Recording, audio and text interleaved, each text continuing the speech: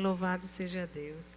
Já tem máscara, microfone, tanta coisa que eu não sou acostumada. Óculos que eu tiro e boto, não sou acostumada, é coisa, meus irmãos.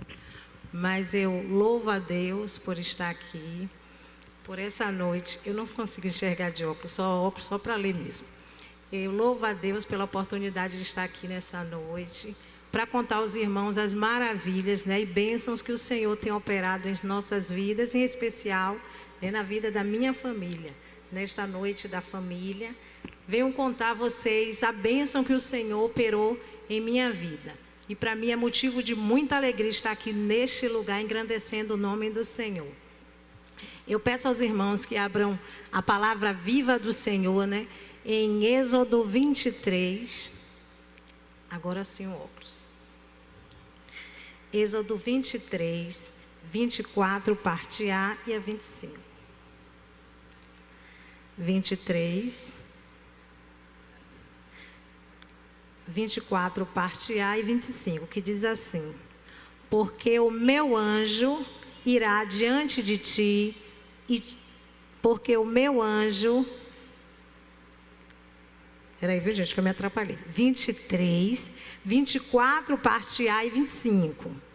23, 24, parte A e 25, que diz assim: não adorarás a seus deuses, nem lhes dará culto, nem farás conforme as suas obras. 25. Servireis ao Senhor vosso Deus, e Ele abençoará o vosso pão e a vossa água, e tirará do meio de vós todas as enfermidades. Senhor amado, nós glorificamos o Teu nome pela Tua palavra viva. Louvamos o Teu nome porque o Senhor continua sendo Deus. O Deus que operou no passado é o mesmo Deus que operou no presente. Por isso te apresento aqui, ó Pai bendito, cada família representada. Que cada um, ó Deus, seja alcançada pelo Senhor. Protege, ó Deus amado, cerca com uma coluna de fogo, para que o inimigo não venha tentar mal contra nenhuma família do Senhor. Porque, ó Deus, dá ordem, peço, ó Deus, clama ao Senhor, dá ordem aos teus anjos, ó Deus, para que os guarde e os livre de todo o mal, em nome de Jesus. Amém. Meus amados, eu não nasci em um lar evangélico. Não nasci, por isso, enquanto pequena, a gente costumava acompanhar, né, a minha avó nessas festas idólatras, em que as pessoas carregavam imagens de uma casa para outra, né, imagem essa que eles chamavam de santos, e nessas festas eram oferecidas comidas, né, e que a gente ali também participavam dessas comidas, dessas festas idólatras, que é abominação ao Senhor. O Senhor é um Deus zeloso, é um Deus que quer adoração somente para Ele.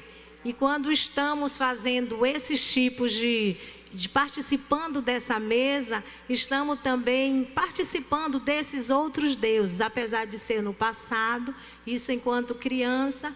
Mas em janeiro do ano passado, o Espírito Santo do Senhor começou a me incomodar o fato de ter participado dessas mesas, de ter feito, de alguma forma, né, ter feito essa participação. E aí eu liguei para minha irmã, Ivonete, que mora ali em Camaçari, está ali. Liguei para minha irmã, conversei com ela, que aquilo estava me incomodando, e ela me perguntou assim, até porque crescemos juntas, então a gente ia junto nesses eventos, e crescemos juntas, já estamos grandinhas, né? Hoje somos intercessora uma da outra, continuamos juntas. E aí ela me perguntou assim, será que eu também preciso ir? E aí, na minha inocência, naquele momento, eu disse a ela, eu acho que não, acho que é só quem o Espírito Santo incomoda. Mas hoje, pela graça e misericórdia do Senhor, ela também já fez toda essa renúncia na vida dela, né? Temos entendimento hoje disso. E aí, só que assim, o Espírito Santo me incomodava, mas eu não sabia o que eu ia fazer. Estou incomodada, quero me livrar disso, mas o que eu faço? Né? E aí o tempo foi passando, e aí essa mesma irmã disse assim, olha, ligou para mim, o pastor Valnei está vendendo uns livros. Você liga para ele, pede um para mim, um para você. E aí eu liguei para o pastor Valnei, para comprar um livro que eu trouxe até para vocês conhecerem, Laços d'Alma. É ali do pastor Valnei, da Igreja do Vilarejo, hoje Primeira Igreja Batista Plenitude. E aí, quando eu fiz a leitura desse livro, eu descobri que o pastor Valnei trabalhava com libertação. Pronto, agora já estava tudo resolvido. Liguei para o pastor que eu queria fazer essas renúncias dessas comidas que eu tinha participado, dessas festas. E aí marcamos para esse atendimento e eu fui lá na congregação, ainda era pequenininha. E aí, quando chegou lá, o pastor começou a fazer várias perguntas. Dentre as perguntas que ele fez, ele perguntou assim: você sente cãibras? E aí eu disse a ele assim: olha, eu sinto, mas não é nada espiritual. A gente quer logo, decidir o que as coisas. Eu disse assim: não é nada espiritual. Ele fez: nós vamos orar. Eu disse: não, pastor. Eu estava quase querendo pegar aquela cãibra para mim. Quase dizendo assim: pastor, não mexe nisso, que isso é meu. Eu disse: não, pastor, isso aí não é espiritual. É síndrome. Síndrome, eu disse a ele, é síndrome do túnel do carpo. Síndrome não tem cura. E ele continuava dizendo, conversando, ele escrevendo assim num papel, nem me olhava, e ia dizendo: nós vamos orar. Eu disse: pastor, eu participo de um grupo que todo mundo sente isso. A gente vai um aconselhando a outra, quem está com mais dor, vai aconselhando quem está melhor. E aí eu fui explicando a ele que não precisava orar. E aí eu disse assim a ele: eu tenho até laudo médico. São 3 estágios, eu já estou no estágio 3. E aí ele fez assim: melhor ainda, porque agora você vai ter certeza da sua cura. E aí naquela hora eu pensei assim, para ver, meus irmãos, a nossa incredulidade. Às vezes mesmo a gente estando dentro da igreja, como algumas vezes a gente duvida. E aí naquela hora eu pensei assim: por isso que algumas pessoas acham que crente é chato, porque a gente está falando e a pessoa continua insistindo. Mas nessa noite eu digo assim para vocês: quando um homem de Deus ou uma mulher de Deus falar com você, dê ouvidos, ouça, porque realmente se a pessoa é de Deus, vem de Deus aquela palavra. E aí eu pensei assim: como orar não faz mal, vamos logo orar. E aí o pastor orou, pronto. Saí de lá assim bem tranquila, saí de lá leve, quase uma nova, saí de lá uma nova criatura, quase não, saí de lá leve realmente. Já fazia 2 anos que eu tinha síndrome do túnel do carpo. São cãibras que eu sentia nas mãos. Eu dormia com imobilizador nos 2 braços, porque o nervo não podia se mexer. Como era muito chato dormir com os braços imobilizados até o cotovelo e os 2 braços, eu deixava os imobilizadores perto da cama. Quando a cãibra vinha, que eu já estava assim acordando, sentindo, eu enfiava eles no meu braço, lacrava tudo e aí eu conseguia dormir. Mas também já tive crise de cãibra, de parar em Santo Antônio, a cãibra vinha subindo. Eu tinha a sensação que ela vinha me tomando o coração. E aí eu gritava, eu chorava, eu dizia: ela está vindo, é como se fosse me tomar. Mas eu achei que aquilo ali não era nada espiritual. É porque às vezes dizem para a gente que a gente tem uma coisa e aquilo não tem mais jeito e a gente acredita. É como aquele cego que estava sentado na porta do templo e Pedro e João, quando entrando no templo, ele pediu uma esmola. Tudo que ele queria era uma esmola, porque já tinham dito a ele que a cegueira dele não tinha cura, aquilo ali era para sempre. Você nasceu cego, você vai morrer cego. Só que Pedro e João disseram: eu não tenho ouro nem prata, o que eu tenho te dou. E assim... E aí curou aquele homem. Então, na verdade, é o que a gente às vezes já coloca na nossa cabeça, aqui não tem cura, mas eu quero te dizer, tudo para o Senhor tem jeito. Eu disse que aquele homem era cego, ele era coxo, não era pastor.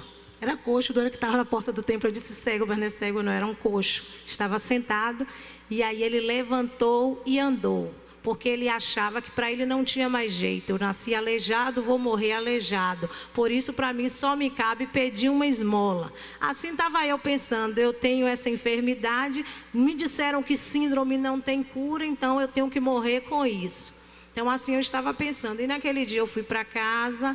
A primeira noite daquele dia eu dormi, eu não senti cãibra.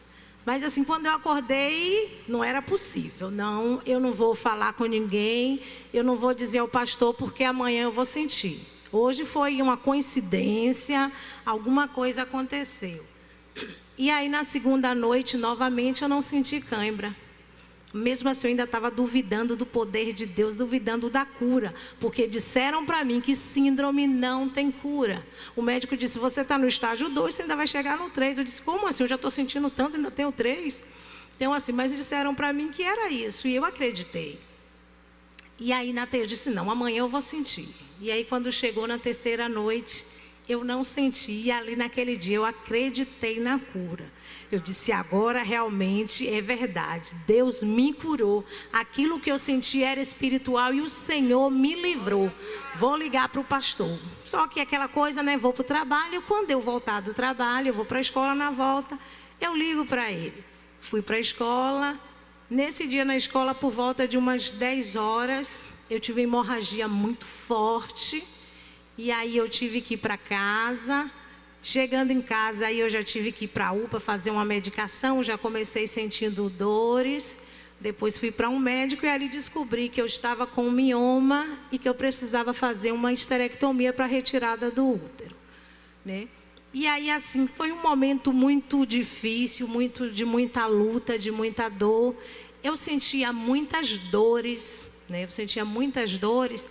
Que eu ia para a UPA, eu fazia medicação dia sim, dia não, para controlar a dor. Era muita dor que eu sentia. Chegou um momento que a medicação da UPA já não funcionava mais. Eu comecei a ir para Santo Antônio, começamos a ir para Santo Antônio e fazia essa medicação assim, dia sim, dia não. E aí, num dado momento, a medicação também já não serve mais. O médico falou assim... a medicação agora que você toma já não funciona mais, a gente vai ter que entrar com morfina. E eu comecei a chorar, e ele não entendeu. Ele perguntou, por que você está chorando? Eu disse, porque eu vi que quem tomou morfina já estava no estágio terminal. Pode me dizer a verdade, eu já estou morrendo? Ele disse, não tem nada disso, é porque é a medicação mais forte que existe para a dor, é a que você precisa tomar agora. E aí ele disse assim, eu vou lá fora, você pensa, você fica aí com seu esposo, daqui a pouco quando eu volto você me diz, só administra se você quiser.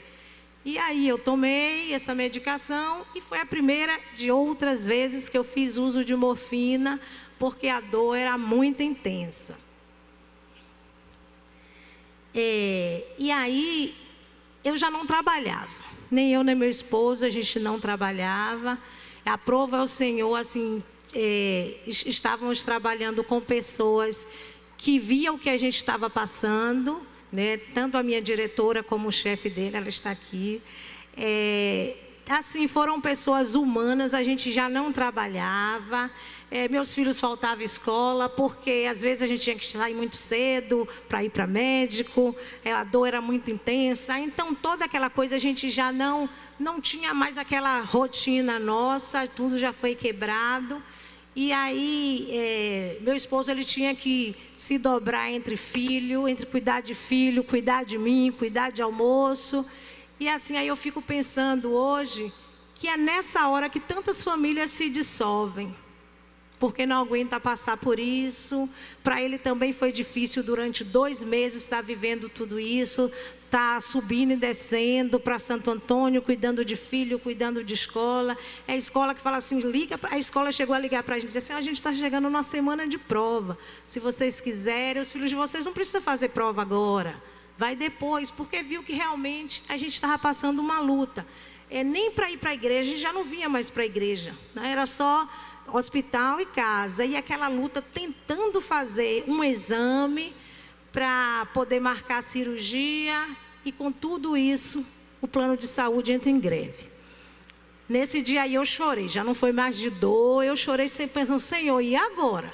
Depois de tudo isso que eu estou passando, o plano de saúde entra em greve, então eu vou ficar assim, o que é que vai me acontecer agora? E eu chorei com essas dores. Um dia de domingo eu estava melhor, né? A gente já não vinha para a igreja, mas houve um domingo que eu me senti melhor. E aí viemos para a igreja, um domingo de manhã. Chegando aqui era o pastor Walter que estava pregando. O pastor Walter agradeceu ao Senhor por ter visto, porque ele sabia o que a gente estava passando. E aí nesse dia ele chamou as pessoas que estavam enfermos para vir à frente orar. E ele ainda disse para não vir só, vir com a família. Quem tiver, vem aqui para frente com a família. E aí nós viemos também em família aqui orar. e fechamos os nossos olhos e ficamos ali aguardando a oração que não vinha. O pastor não orava, pensei assim, será que a gente já foi arrebatado? E aguardei mais uma vez, o pastor não orava. E aí eu disse, vou abrir meus olhos para saber o que está acontecendo. Mas não abri, esperei mais um pouco. Quando eu abri, o pastor Walter estava aqui em cima, ajoelhado, chorando. O pastor estava chorando e naquela hora eu pensei, Senhor, o pastor Walter está ali chorando as nossas dores. O pastor está ali chorando a dor de cada um de nós aqui. Como eu posso estar pensando que o Senhor não está cuidando de mim? Como eu posso? Eu não esqueço aquela cena, quando eu abri os olhos, o pastor estava aqui, ó, de joelhos, e ele chorava a minha dor. E aí eu pensei, Senhor, me perdoa por quando eu pensei que o Senhor não estava cuidando de mim. Me perdoa porque o Senhor morreu na cruz por mim, eu pensando que o Senhor me esqueceu. E aí, assim, para mim foi muito bom aquele dia saber que o Senhor estava cuidando de mim. Voltamos para casa feliz. E aí, nesse dia, nesse domingo que eu tive na igreja, eu conversei com Júlia, esposa do pastor Eli. Júlia, estamos orando pela tua total recuperação. O Senhor, para que o Senhor te levante, que vocês possam ser boca de Deus nessa terra. E aí eu conversei com ela que agora a coisa estava mais difícil porque o plano de saúde tinha entrado em greve. E aí ela me indicou uma clínica em Feira, dentre tantas que eu tinha procurado, eu acho que eu não tinha olhado essa, ela me indicou uma clínica e falou assim, você vai tirar tudo ou só o útero? Eu disse, existe isso, eu nem sabia o que era isso. Ela disse assim, é porque tem gente que só tira o útero e deixa o colo, mas o colo pode dar câncer. Aí eu disse, sim, eu faço o que ela diga que quer tirar tudo. Quando você for ao médico, ele quer tirar o útero e o colo. Tudo bem. E aí liguei para essa clínica, nessa clínica eu consegui, tinha um médico que atendia, ela não fazia exames, ela só atendia emergência, então ela ia me atender porque meu caso era de emergência, mas assim, ela não fazia exames. Você procura um médico que faça todos os exames, já vem com tudo pronto, e aí a gente faz o exame. Isso mesmo eu fiz. Procurei um médico, fiz todos os meus exames e estava indo já para fazer a cirurgia com esta médica.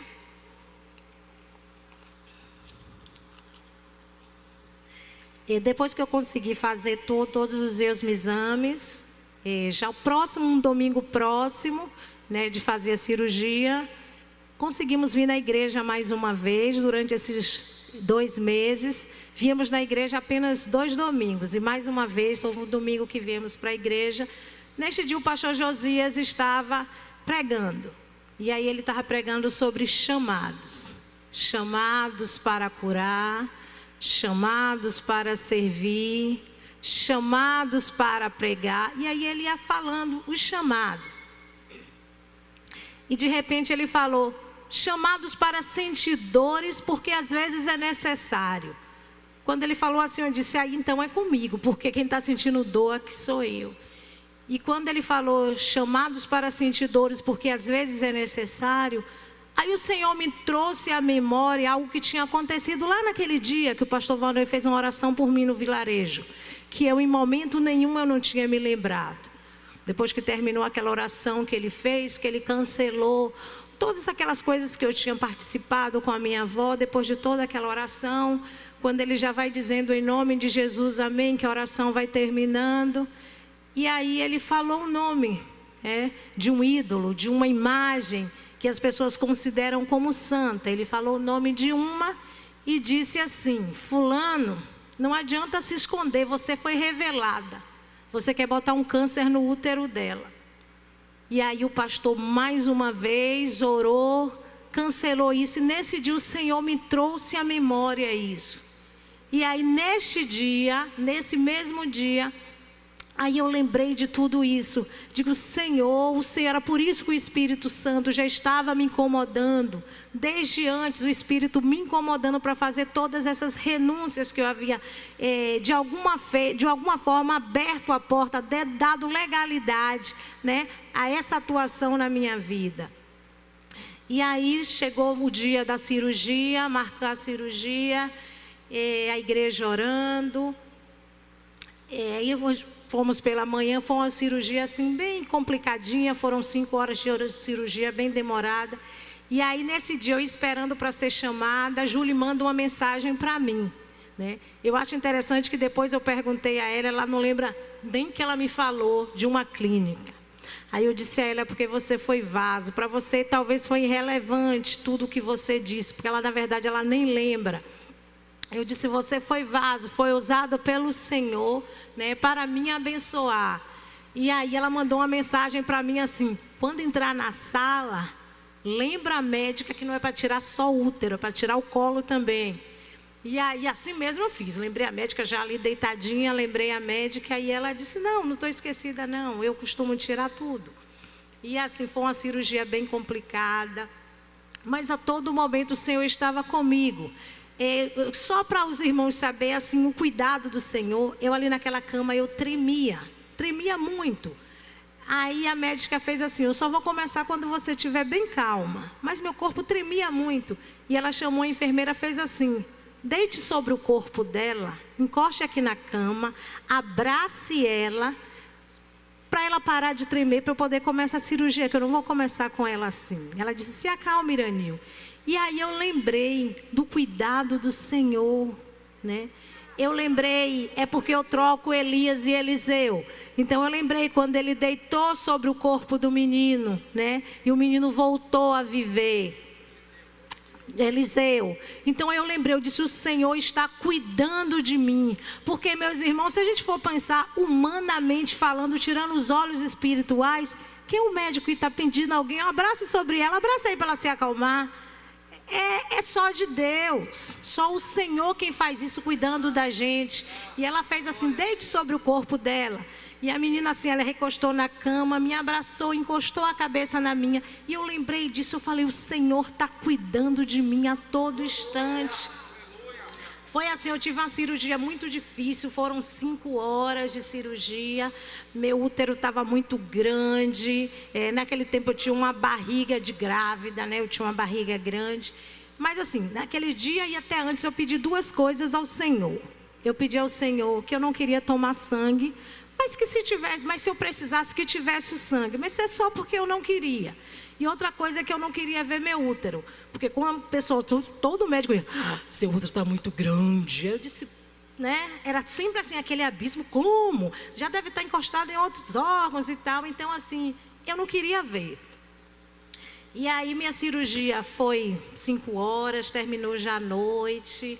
Mas assim, fui para o quarto, passei bem, de manhã eu já me sentia melhor, né? Não senti nada durante a noite. Então eu digo, já que eu estou bem, vou levantar aqui, ver se eu estou bem, então vamos orar por quem precisa. Vou aqui nessa ala aqui, peguei minha Bíblia, vou ali orar por um, pergunto quem quer oração, e eu ia orava por um, batia na porta do outro, posso orar por você? E aí eu lia um versículo, orava. E quando a médica chegou, ela não me encontrou no quarto. E aí ela saiu lá de fora e tal, e ela me encontrou, mandou eu retornar. Quando eu retornei, ela disse, o que você está fazendo de pé? Eu disse, meu Deus. Ela disse, eu jamais imaginei de te encontrar de pé. Sua cirurgia foi muito delicada, muito complicada. Você passou muito tempo aberta, com a barriga aberta. Seu útero estava muito grande, então ele estava meio que encostado em outros órgãos. Eu tinha que ter muito cuidado para não afetar nada. Como você perdeu muito sangue, eu queria te administrar uma bolsa, ou uma bolsa quase 2. Eu acho que uma ainda falou assim, talvez uma desce, mas eu achei melhor não. Mas eu deixei prescrito, se você sentisse qualquer coisa, podia lhe administrar sangue. E naquela hora eu falei, eu tinha pedido ao Senhor que eu não queria, obrigado Senhor, eu agradeci ao Senhor. E aí eu digo para você assim, cuidado com o que a gente fala, tenha cuidado, porque o que a gente fala tem poder, da nossa boca sai poder. Então vamos falar só palavras de bênção para nossas famílias, para as pessoas que nos rodeiam. Porque assim como eu pedisse ao Senhor, eu também tinha pedido ao Senhor que eu não queria ver meu útero. Mas ela falou tanto do estado que o meu útero estava, que eu disse assim, agora eu quero ver. Aí eu disse, eu quero ver meu útero. Ela disse, já foi para o laboratório. Eu disse, tão rápido assim, saí do centro cirúrgico 6 horas da tarde, agora deve ser umas 9, 9h30, 10. Aí eu disse, eu queria o telefone do laboratório para eu pedir. Então eu usei, pedi, e me deram, vou chamar a menina, me deram o telefone. Eu liguei para o laboratório e disse, eu só queria uma foto. É para esse número mesmo dos hábitos, já foi fatiado. Não tem mais ele inteiro. Então assim, o que a gente fala acontece. Eu disse que eu não queria ver e realmente eu não vi. Realmente eu não vi. Então, assim, todo tempo o Senhor teve cuidado comigo. A todo momento, o Senhor estava zelando por mim, zelando pela minha família. Passamos esse período chorando, sofrendo, mas unido. Peguei o resultado do meu exame, olhei na internet, que a gente olha logo na internet, tinha alguma coisa assim, um nome estranho, que tinha a ver com câncer, e eu já queria logo levar para ela para ver. Ela achou assim, irrelevante, podia ser que acontecesse. Ela falou assim, podia ser nada, mas nada, nem que se preocupe, você nem tem mais esse útero. Mas para ela foi irrelevante. E para mim eu vi que foi realmente o cuidado do Senhor. O Senhor me curou. O Deus que fazia milagres no passado é o mesmo que faz milagres hoje. Ele continua fazendo milagre. Peça ao Senhor que queira ter uma experiência. É muito bom a gente ouvir história dos outros, história que o Senhor fez na vida do outro, mas queira viver uma experiência com o Senhor, porque não tem nada melhor do que a gente poder contar o milagre que o Senhor fez em nossa vida. Queira viver o milagre do Senhor. Eu poderia ter tido um câncer, poderia ter sido curada, não. Mas o Senhor preservou a minha vida, preservou a minha família. Por isso agora eu queria convidar a minha família aqui para a gente estar louvando ao Senhor, engrandecendo ao Senhor. Eu não canto, eu não sei cantar. Algumas vezes assim no culto da família que eu ainda me atrevo, mas eu não canto. Mas hoje eu quero declarar que o Senhor é o dono da minha família. Quero declarar que o Senhor é o dono da minha casa. Convide o Senhor para entrar na tua família, para entrar na tua vida. Porque o inimigo, ele sempre traz espreita, procurando uma brecha para entrar. Mas quando ele tentar entrar, a tua casa tem um dono. O dono da tua casa, Jesus, é o Senhor. Então não perca a oportunidade de convidar o Senhor para se fazer presente na tua vida.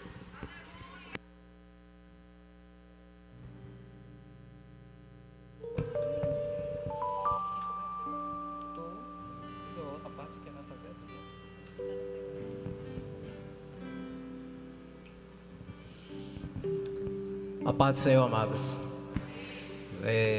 Os irmãos também vão aproveitar agora este momento do louvor para ofertar os seus dízimos e as ofertas, entregar as ofertas e os dízimos.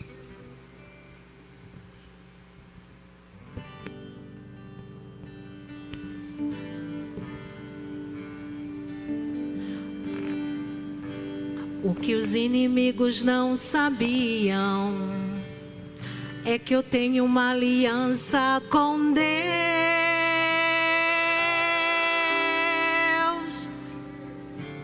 e que essa casa não foi construída na areia, não. Essa casa está firme na rocha e é Jesus, Jesus. Então meus inimigos cercaram essa casa e usaram de estratégias de guerra contra mim. Bateram na porta pra me pegar de surpresa, mas pra surpresa deles, quem abriu não fui eu. Então quem abriu?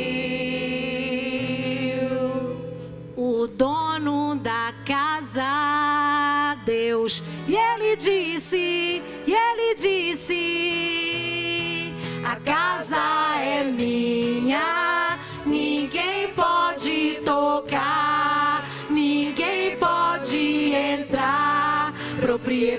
exclusiva, e os meus inimigos não poderão ficar, porque Deus disse: sai, sai, sai, sai, sai. Propriedade exclusiva.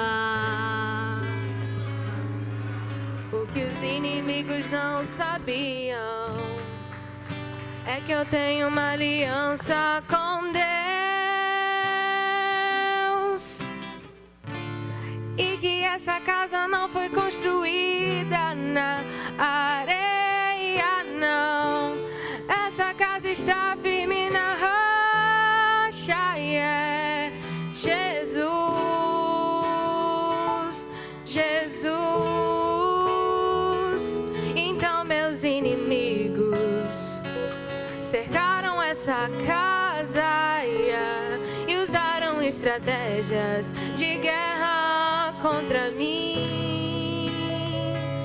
Bateram na porta pra me pegar de surpresa, mas pra surpresa deles, quem abriu não fui eu.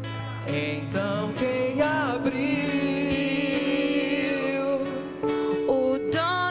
Da casa, Deus, e ele disse, a casa é minha, ninguém pode tocar, ninguém pode entrar, propriedade exclusiva, e os meus inimigos não poderão ficar, porque Deus disse: sai, sai, sai, sai, sai. A casa é minha, ninguém pode tocar, ninguém pode entrar, propriedade exclusiva, e os meus inimigos não poderão ficar, porque Deus disse: sai, sai, sai,